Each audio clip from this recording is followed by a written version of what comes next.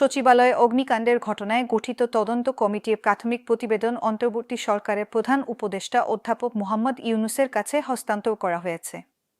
মঙ্গলবার ৩১ ডিসেম্বর বিকেলে রাষ্ট্রীয় অতিথি ভবন যমুনায় প্রতিবেদন দাখিলের পর প্রধান উপদেষ্টা প্রায় ১ ঘণ্টা তাদের কাছ থেকে প্রাথমিক তদন্ত প্রতিবেদনে প্রাপ্ত তথ্যপত্র নিয়ে আলোচনা করেন।